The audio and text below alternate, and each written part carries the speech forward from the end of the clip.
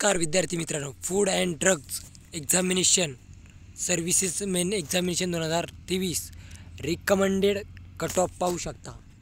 Open general 302, female 290, SC general 240, ST general 246, NTC 274, NTD 245, OBC 284, EWS 259 अशा पद्धतीचा हा cut off लागलेला आहे. Food and drugs administration services main examination.